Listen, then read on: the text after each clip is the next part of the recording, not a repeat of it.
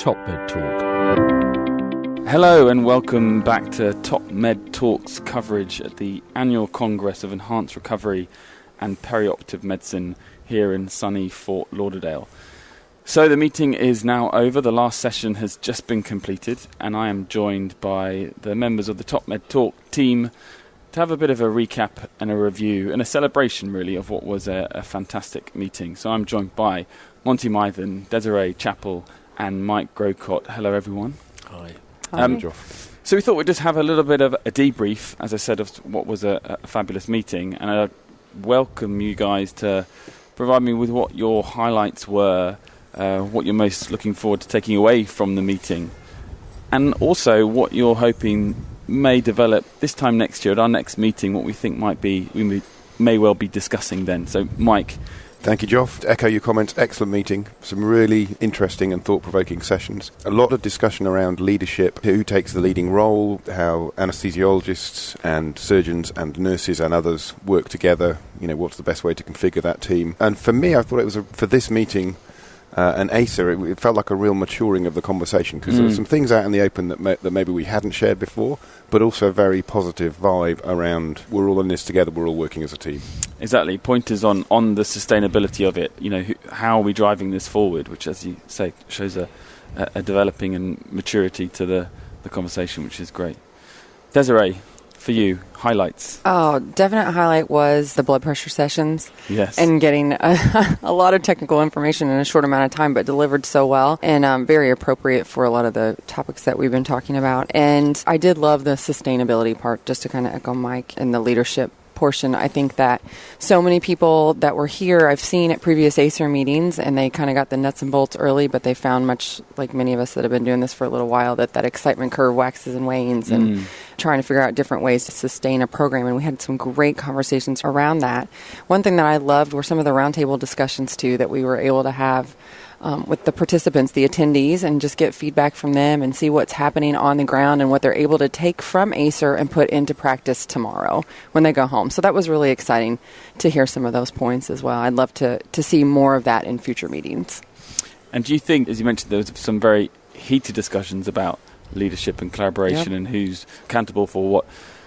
What do you think is going to be the conversation on that topic next year? How do you think that will have developed? Because I think that's something that there's still a lot of uncertainty, really, as to how what is the best approach with that. There is, and I think that it's going to be an evolving process. Again, when you're on the ground doing it, things change. It's still a dynamic process, and for some parts of it, the surgeon needs to be the leader of that, and then it may evolve into something else where anesthesia takes over. Or what many people find is that nursing ends up kind of percolating to the top as leaders or coordinators, navigating it, and then everybody else plays a leadership role around the table with them. So that's what I kind of hope we see evolve in the process of this all, that we really truly learn to work together, and not that someone has to lead all the time the same way we work collaboratively. And that it won't be a one-size-fits-all anyway. So it's exactly. going to be institution-dependent, country-dependent, but you just have to find the right path for that specific sites. That's right. Sorry, Mike, It just felt like there's a maturing of the conversation from people standing up and saying, I'm in charge, to actually thinking through different parts of the pathway, different roles, and therefore who is right to take leadership at that point. Yeah.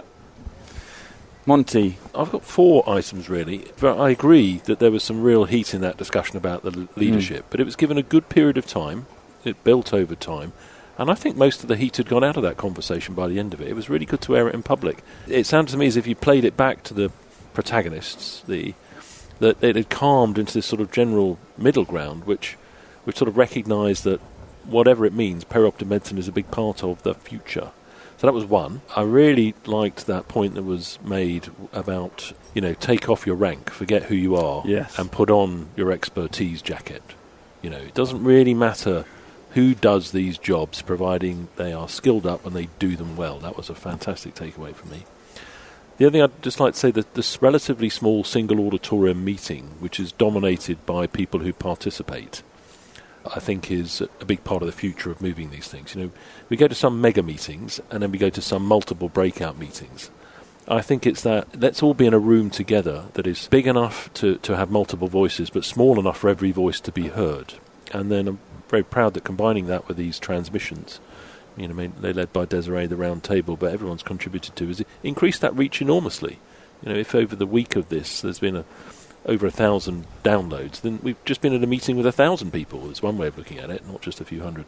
And the final one, which some people might regard as the most important, is that rugby is very important to some of us, and Ireland have just beaten Careful, Monty, careful. and won a Grand Slam. In London on St Patrick's Day. But there we go. Yeah. And my mum's just texted me, she's very happy. Hi, Mum. So there's truth. This is a live transmission there. You heard the news here first. Thanks very much, guys. So that's our final transmission from Fort Lauderdale. You can catch us, as you should be well aware, at topmedtalk.org, and follow us on Facebook and Twitter. And from here in Fort Lauderdale, it's a goodbye from me, and it's a goodbye from everyone else. Goodbye. Goodbye. Top Med Talk. And don't forget to follow Top Med Talk on LinkedIn, Facebook and Twitter.